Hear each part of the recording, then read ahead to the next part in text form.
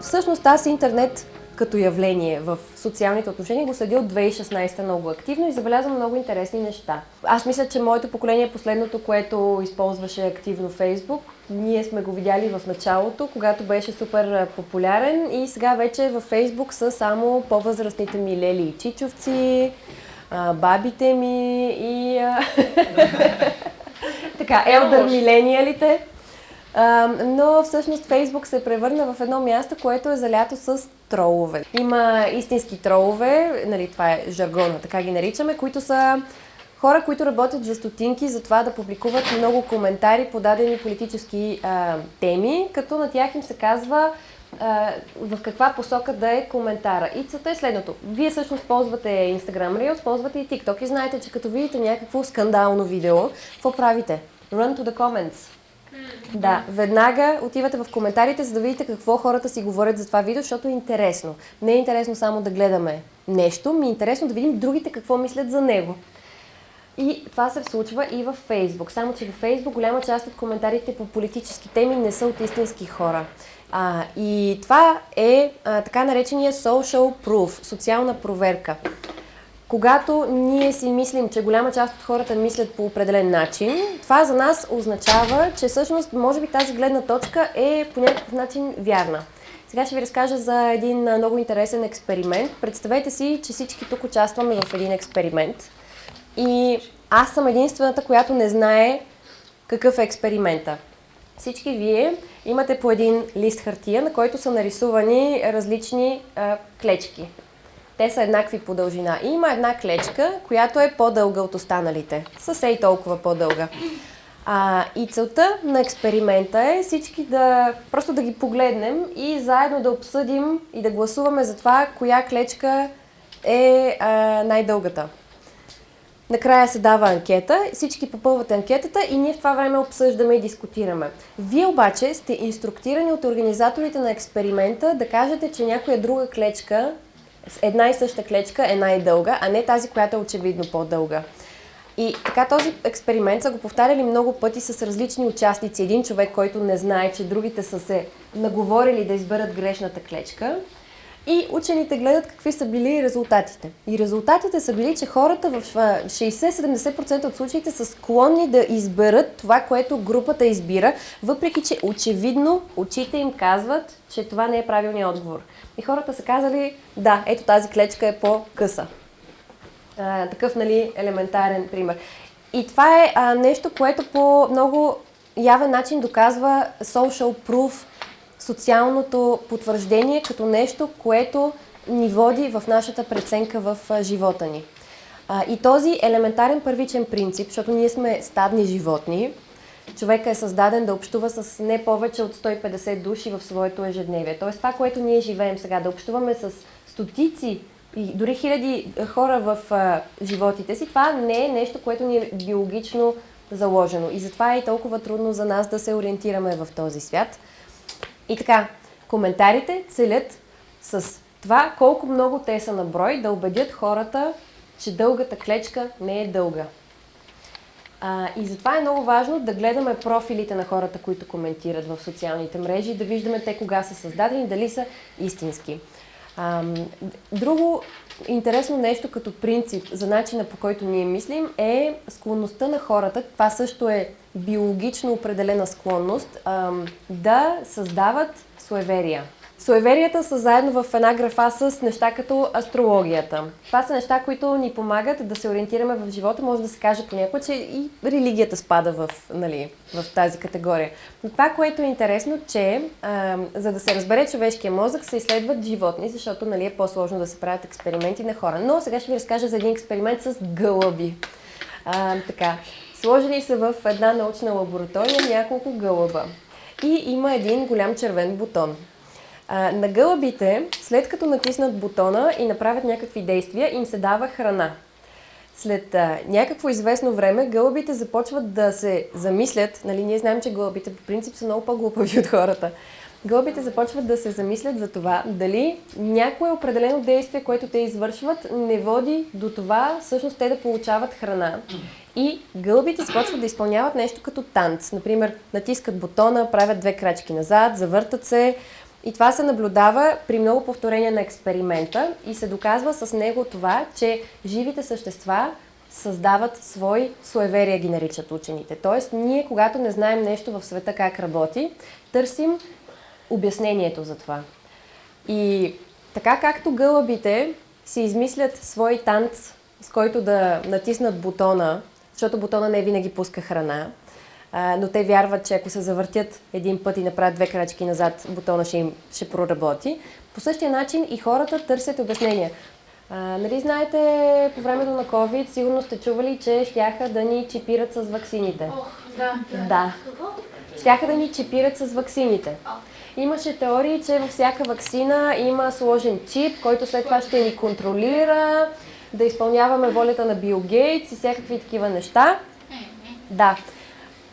И това е всъщност суеверие, което може да е създадено случайно от хора, които просто обичат да блуждаят в такива мисли и да правят връзки между някакви неща, които не са свързани, но могат конспирациите и да бъдат целенасочено създавани, за да се манипулират хората. И най-често причината за това хората да вярват на конспирации е, че ние имаме усещането, че нямаме контрол върху живота си и върху това, което се случва около нас. И това, което ние като граждани, които сме отговорни към останалите, към себе си и към своя живот трябва да правим, е да търсим начини да влияем на средата, в която се намираме. Значи най-лесното е да отворим профила и да видим кога е създаден, дали има снимка на реален човек, колко приятели има, какви неща публикува. Ако има лични снимки, които датират много години назад, защото повечето възрастни хора имат Фейсбук от 2006, 2007, 2008, от този период. Тоест, ако намерите старо съдържание, което изглежда като да е публикувано от истински хора, е вероятно да е истински човек. Но това не е гаранция, защото понякога се хакват или се купуват стари Фейсбук профили, за да се използват точно с такива цели. Също така, от няколко години Фейсбук има опцията. Вие като имате един профил, да можете да създадете допълнителен, който да е вързан към първия и да можете да коментирате без който и да било да разбере, че това всъщност сте вие. Тоест, можете да правите хейт. И сега аз не искам да ви уча как да хейтвате, защото това е супер тъпо и гадно. Но когато отворите нечий Фейсбук профил, може да видите, че има една бележка под профилната снимка, на която пише на английски или на български. Този профил е създаден от човек, който иска да прикрие самоличността си. Тя е съвсем един малък принт, но го пише това нещо и вие може да знаете, окей, добре, значи това е някой, който си има личен профил, но не иска да коментира с личния си профил някакви неща и с това си е създал този допълнителен, който е вързан към неговия. И обикновено хората, които аз познавам, които са заети и удовлетворени от живота си, никой няма да седна да пишат хейт коментари. Просто защото това е много лузърско. Може да се пишат саркастични коментари, човек да се закача, но такъв явен, откровен, гаден хейт нормални хора по принцип не пишат. И ако се замислите, какви са причините човек да си направи допълнителен Фейсбук профил, то това е да столква някого, или да речем да следва някакви страници, които, например, ако се видят в профила му, че ги следва, няма да е толкова готино. Това също е причина, но и друга причина би била просто да ръси хейт. Или да разпространява някаква пропаганда. Пайплайн в социалните мрежи е, представете си нещо като тръба от контент. Нали знаете алгоритмите как работят? Това, което на вас ви харесва, ви се показва повече и повече и повече. Обаче, ако да речем момичетата харесат нещо свързано с грим, това не означава, че ще им се показват само неща, които са свързани с грим, а ще се показват неща, които са сходни. Например, мода, може би астрология, всякакви теми, които са свързани. По същия начин, ако някой хареса съдържание, което е свързано с фитнес или с отслабване, ще му се показва подобно и подобно съдържание.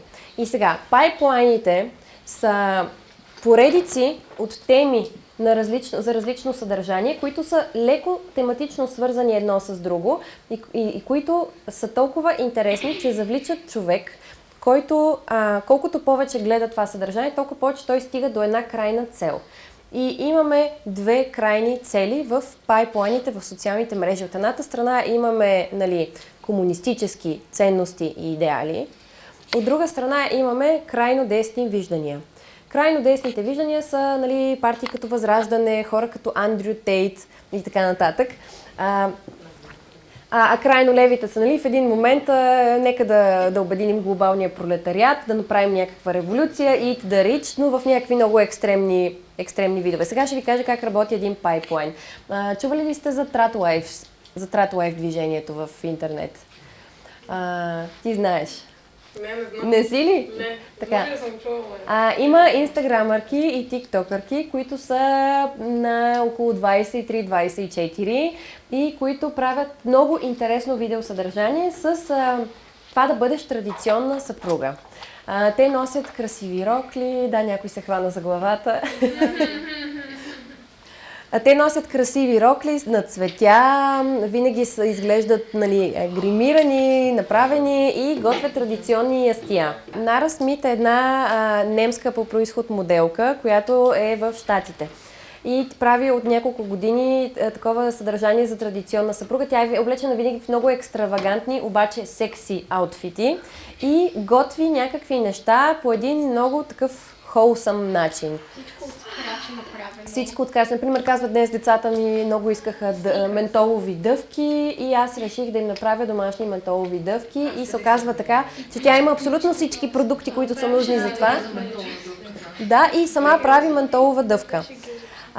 Tratlife съдържанието е интересно, защото то е естетически приятно да се гледа и създава един такъв идеализиран образ на една семейна картинка, в която мъжа работи, жената може да се каже, че нищо не прави в кавички, само трябва да готви малко, трябва да изглежда добре. И всъщност това е началото на един пайплайн, който би показвал на жените в този случай все повече и все повече съдържание за това колко е ценно всъщност ти да си традиционна съпруга в днешно време. И как мъжът трябва да работи, жената трябва да си седи вкъщи, жената не трябва да има интереси да се развива професионално, не е задължително тя да учи, тя трябва да има много деца, да гледа децата вкъщи, да е вярна на съпруга си, винаги да го посреща той като се прибира, мъжът трябва да е алфа мъжкар. Всъщност той изглежда много красиво този контент, но пробвайте вие да направите такъв контент и след това се замислете всъщност колко десетки души са ангажирани в това да го снимат това нещо, да я гримират, да я подготвят, да напазаруват продукти, да го сглобят, да оправят звука, защото нито звука, нито визията на това съдържание не е нещо, което човек може просто така да направи сам вкъщи, ако гледа деца, ако трябва да чисти къща и ако трябва да готви ментолови дъвки от нулата. И всъщност Балерина Фарм, ако е излизала на момичетата, защото предимно жени се таргетират с това съдържание, тя изглежда като една майка с 8 деца или вече са 9 или 10, не помня каква беше бройката, която готви всичко сама, живее на ферма, но всъщност нейният образ е само рекламата и само това, което вас ви привлича, вие да започнете да се ангажирате с този пайплайн, да влезете в това съдържание. Но всъщност тя е бизнес дама. Тя има страшно много хора, които й помагат, те имат много хора, които работят с тях на фермата и всъщност това е тяхната реклама, която цели да не изглежда като реклама. Изкарва парите си не само от TikTok, защото клиповете имат милиони гледания, но и от това, че има ферма и продава месо, яйца, сирене и всякакви други неща, които десетките хора, които работят на тази ферма, произвеждат. Всъщност съпруга на тази жена, която прокарва традиционните ценности, той е син на милиардерско семейство в Щатите, което притежава две авиолинии, т.е. те имат супер много самолети и летят из цяла Америка. Да, представете си за какво става дума. И всъщност целта на такъв тип съдържание е да ви привлече към религиозни групи, към крайни виждания и да може вие да се ангажирате с някакъв тип политическо действие. И с това аз не казвам да не консумирате такова съдържание, защото то е много интересно. Но човек винаги трябва да е осъзнат. Ако момичетата, например, се интересуват от тая естетика на фермерския живот и ги кефят тия рокли, може да се гледа такова съдържание, но винаги трябва да е с едно на ум и винаги това, което се казва и което се загатва в думите, че да речем една жена не бива да работи, трябва да седи вкъщи и да си гледа децата, мъжа да отговаря за финансите, че тия неща трябва да се взимат с много щипки сол и да се внимава да не влезете вие в този начин на мислене. Защото ние не живеем в средновековието, когато жените са имали по 15 деца. Тоест, в един модерен свят, в който всички имат възможност да се развиват, е по-скоро нещата да са 50-50. Включително и това мъжа да гледа децата, за да може и жената да се развива кариерно. И може да се гледа и фитнес съдържание. Например, за момчетата сега, за да им стане по-интересно, ще разкажа и за тях, за пайплайните, за мъже кои са. Чували ли сте за люксмаксинг? Да. Ето. Така. Люксмаксинг е едно движение, което проявява малко така тъф лов към мъжете. Не е шега. Не е шега. Аз само шеги за това го приема. Не. Значи така ти е настроен алгоритъма. Но люксмаксинг е истинско движение, което е насочено към младите мъже. И казва, ти няма да получиш никакви мацки и няма да успееш в живота, ако изглеждаш мид. Нали така? Хората, които имат fixed mindset, вярват, че такива каквито са се родили, такива те ще си останат. Тоест, ти ако нямаш талант в музика, в рисуване, в математика, в каквото и да е, ти просто си обречен да съкваш в това нещо до живота. От друга страна, има growth mindset, т.е. майндсета на растежа, който казва, че хората, които дори да не са се родили с таланти в определени сфери, ако те вярват, че могат да станат по-добри, те наистина стават по-добри. И има една моя много любима поговорка, която е усърдната работа винаги побеждава таланта. Но сега като чухте за fixed mindset и за growth mindset, трябва да подредим алфата и сигмата. Алфата е fixed. Сигмата е growth. Точно така. И защо всъщност беше въведена сигмата? Защото алфата изключва хората. Алфата е exclusionary. Ти или си роден алфа, или не си. Но сега, като вече е отворена вратата за сигмите, много повече хора могат да влязат в този пайплайн. С женският Rad Life контент, лайфстайла в последно време се затвърждава с Clean Girl естетиката. Чували сте за това? Clean Girl, принципно ти, както казваш, е супер. И Sigma лайфстайла, и люксмаксинга също.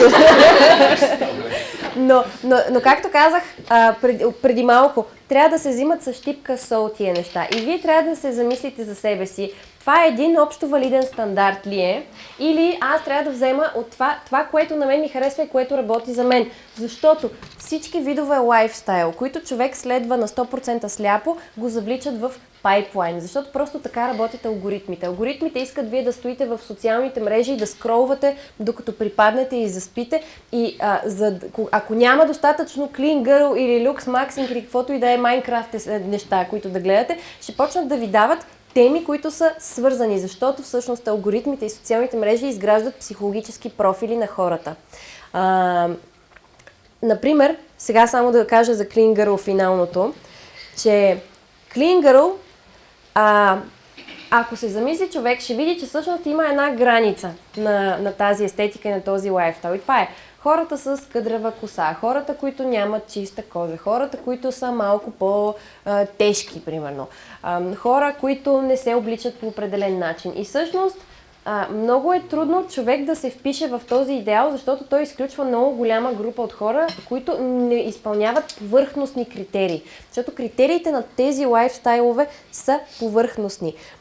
И ако човек забие страшно много и се фиксира върху това нещо, в един момент пайплайна ще го отведе до white supremacist съдържание. Това важи, нали, и за мъжкото съдържание, ако го следвате. И ако много се фиксирате върху това, че човек трябва да изглежда да е бял, да е с чиста кожа, да е с светли очи, да му е зализана косата, да тя е зализана, защото идеала е, нали, косата да е перфектно права. Т.е. къдравата коса не влиза в Clean Girl естетиката. Всички тия неща имат една екстремна част, която е едно зрънце на омразата и на изключването. И затова винаги трябва човек да е осъзнат и да говори за тия неща. Какво работи за мен и какво е ценно и какво може да ме заведе в по-екстремна посока, където аз да се чувствам разделен от хора, с които всъщност деля много общо. Защото дори в училище да не сте приятели с много хора от класа си, от випуска си, в крайна сметка след 20 години тия разлики няма да имат толкова голямо значение. Няма да има толкова голямо значение кой колко е готин, кой е имал пъпка, кой е бил нацепен и кой не, защото тогава нещата се изравняват по един начин. И всъщност хората, с които сте прекарвали най-много време, с тях имате най-много общо, защото имате най-много преживявания. И всички минават през много тегаво тинейджърство, което е много гадно, свързано не само нали, с това, че някой има пъпки, ами с много други вътрешни душевни терзания. И трябва да имате съчувствие едни към други, защото на всички има еднакво гадно, просто всеки се стреми да не го показва. И когато се следват тия лайфстайл движения, е хубаво човек да взима това, което е положителното, но да не го използва да тегли граница спрямо другите хора около него. Защото това е точно този пайплайн на разделението. Колкото повече ние се разделяме, толкова по-лесно ще е след 10 години да кажем този е такъв или онакъв, дай да му ограничим правата, да гласуваме за политическа партия, която да осигури, че само едно нещо, което е едно малко ядро нали, на идеали за това как трябва да се живее, само то ще бъде защитено, всички останали са така, нали, срязани в своята гражданска свобода. Когато нещо е безплатно, то всъщност има скрита цена. Това важи и за всички социални мрежи. Нали, това звучи сега малко страшно, но наистина е така, защото социалните мрежи са едни големи корпорации. Знаете ли те от какво си изкарват парите? Социалните мрежи. Да, от реклами. Точно така. Вие ги използвате безплатно, но това, което е ценно за социалните мрежи е вашето внимание и вашето време. Защото когато някой е инфлуенсър, метриките, които той използва, за да продаде себе си на рекламодателите и те да му дадат нещо да рекламира, е колко часове хората прекарват да гледат негови видеа. И всъщност вашето внимание, което вие безплатно давате на социалните мрежи, означава, че вие сте потребител и продукт същевременно. И когато някакъв тренд ви кара да се чувствате зле по някакъв начин, замислете се какво би ви потикнало това да правите. Да речем, ако някой не се чувства като 100% clean girl, какво трябва да направи? Какво ви трябва за това? Пари. Вас платформата ви продава. Платформата продава вашето внимание на рекламодателите. И ако вие се почувствате зле, замислете се какво искат аз да си купя или къде искат аз да си изхарча парите или да изхарча парите на моите родители.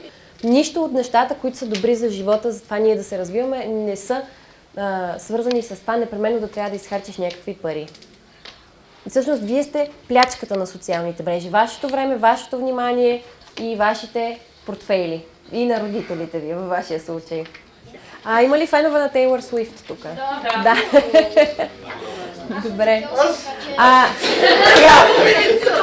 Добре, някой чувал ли е... Не, после ще ви попитам. Знаете ли какво е общо между Тейлор Суифт и нашия президент Румен Радев? Сега ще ви разкажа. Някой спомня ли си, че преди 1 или 2 години Тейлор Суифт беше попаднала под много остра критика от включително и нейни фенове, защото се оказа, че тя много лети наляво-надясно с нейния private jet. Да, помните ли го това? Значи до всички е стигнало това. Да, за да ходи буквално да си вземе някъде кафе, тя си взимаше нейния private jet. И какво стана, като се разбра това нещо? Нали, много хора от вашето поколение се борят за това да защитаваме природата и да борим глобалното затопляне. Нали. Има много повече, отколкото нашето поколение. Така, и в един момент стана тренд хората да критикуват Тейлор Суифт и да пускат супер много клипове за това как е възможно тя да лети за такива глупави прищявки навсякъде с нейния самолет, който бълва страшно много емисии в околната среда и всъщност, че тя много повече вреди, а ние трябва да използваме хартиени сламки. Нали? Това не е честно. Такова договор.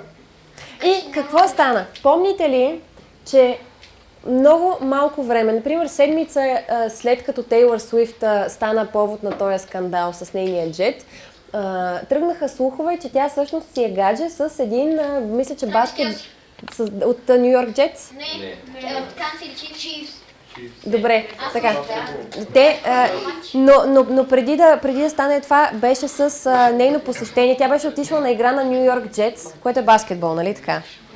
Не? Американски футбол. Американски футбол. Така, благодаря на момчетата. Тя отиде на посещение на една игра на Ню Йорк Джетс. И веднага в таблоидите се напълниха, тия сайтовете за селебрити клюки се напълниха с спекулации тя да си е гадже с един от Ню Йорк Джетс. Сега, темата за това тя дали е гадже с някой от Ню Йорк Джетс Знаете ли кое е общото между двете теми? Каквито и да... Че... Jets, точно така. Jets, че скандала е за private jet и за Jets. И тя има спекулация дали е гадже с някой от The Jets. И знаете ли какво се случи след това? Когато човек напишеше в Google Taylor Swift Jet, излизаха стотици резултати за това тя гадже ли е с този от The Jets или не. И всъщност това е PR тактика, която се нарича News Flooding. И идеята е следната. Това е начин, по който вие като граждани и като хора, които консумират социални мрежи и четат всякакви новини и клюки, да бъдете манипулирани, т.е. да ви накарат да забравите нещо.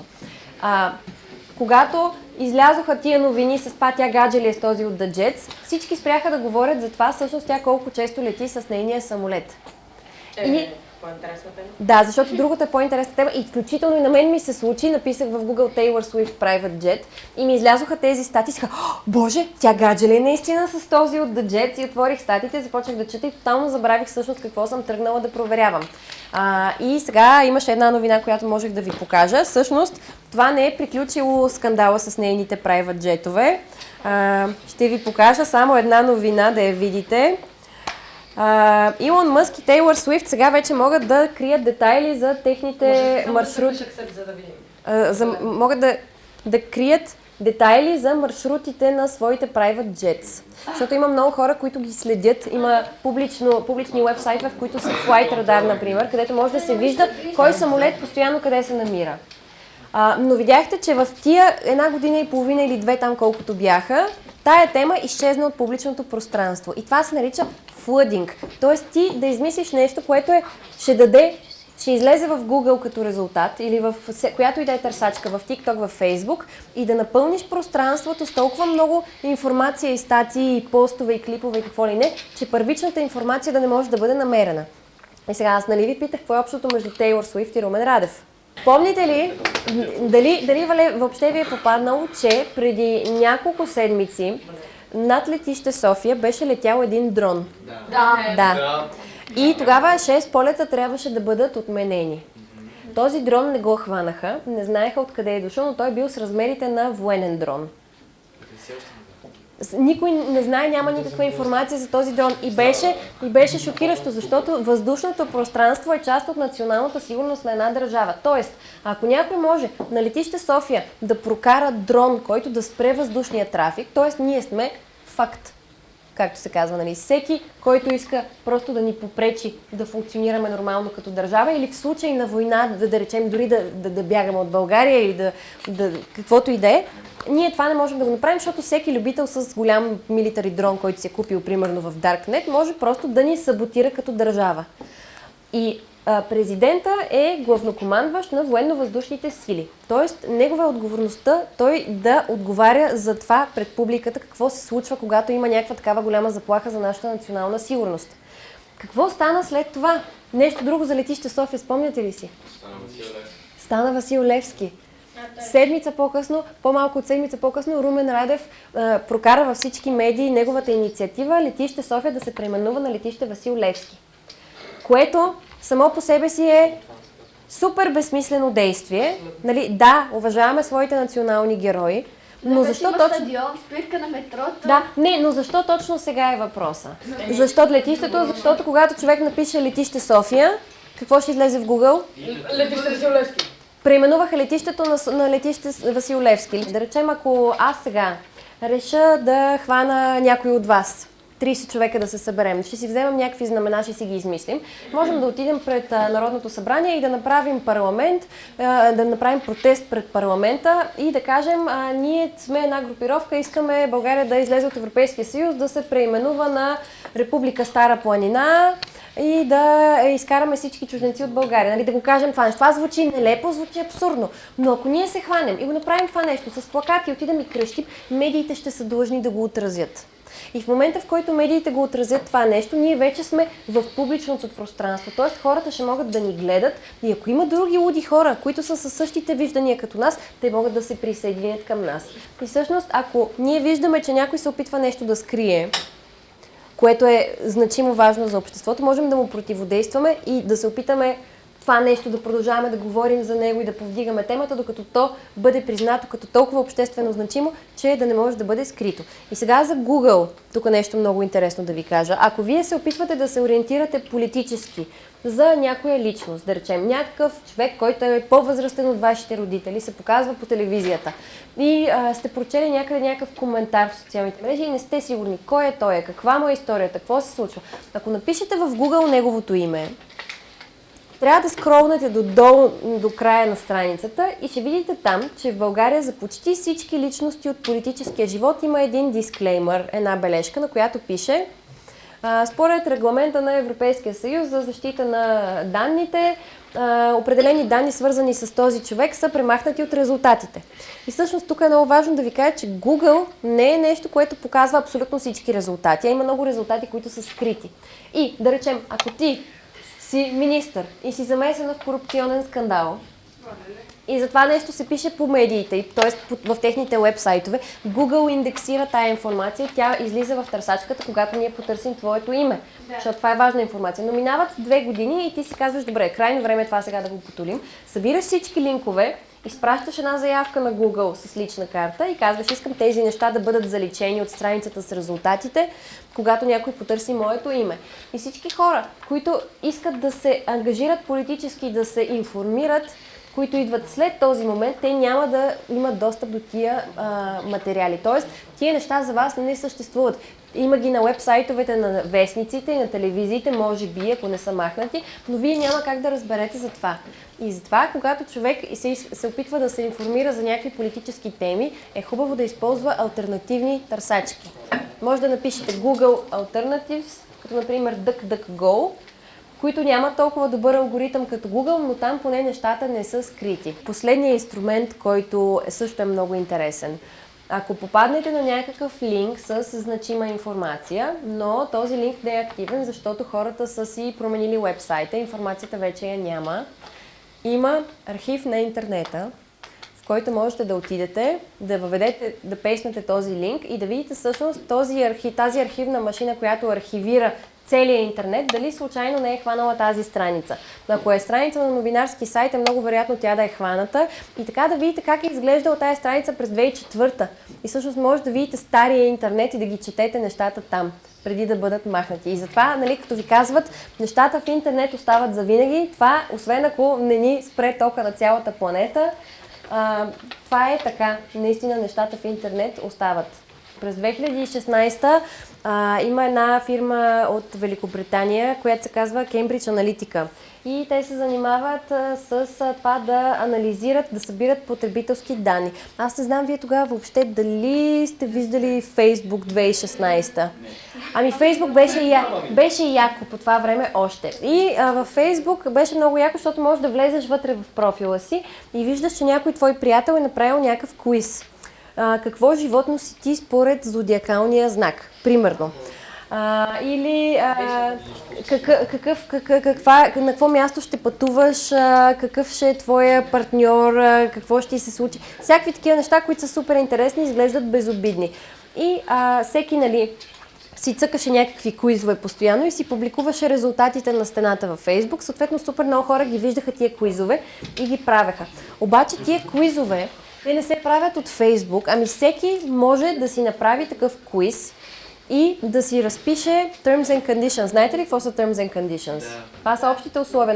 Нали, като сваляте някакъв ап, винаги трябва да ги минете и да ги цъкнете, че ги приемате. Всъщност това е договор между вас и между провайдера, между фирмата, която е направила този ап.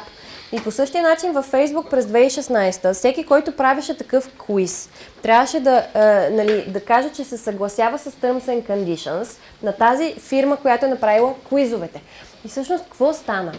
Всички хора, които правиха квизовете, които се бяха сключили този договор, който си абсолютно правно признаващ се договор, техните всички данни за всичко, каквото лайкват, каквото харесват, за съобщения, за целия им списък с приятели и данните на всичките им приятели, които не са кликнали този договор, че се съгласяват тези Terms and Conditions. Всички тия данни се събираха от тая фирма в едни огромни масиви, които след това се анализираха.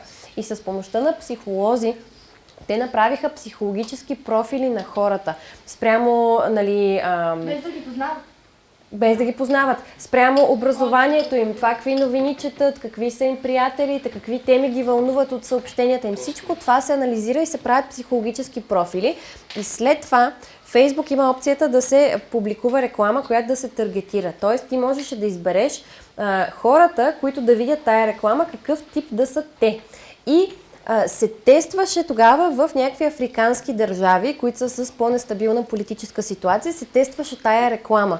Показват, да речем, на хора, които са по-консервативни, примерно анти-гей реклама. Как дадена политическа партия ще премахне, нали, стана популярно сега и в България гей пропаганда, LGBT пропаганда, или пък хората, които са с по-прогресивни или по-либерални виждания, на тях им се показва как ще се направи нещо за децата, за социалната справедливост. Общо взето съобщение за всеки индивидуално направено според това какъв е неговия профил. И това е брутална манипулация, след като те в няколко държави успяха да спечелят изборите с такива таргетирани реклами.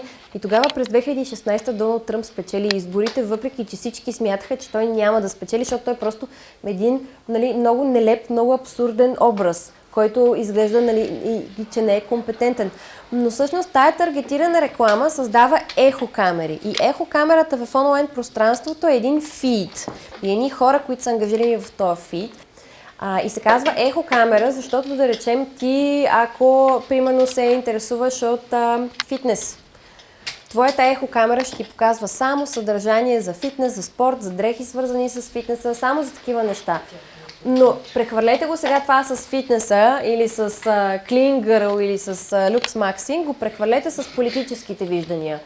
Нали, има ехокамера, в която хората гледат съдържание, което обостря техните политически виждания и след това ги задълбочава още повече, ги бута в една екстремна посока. И ти виждаш само хора, които вярват на тия неща и които мислят по същия начин.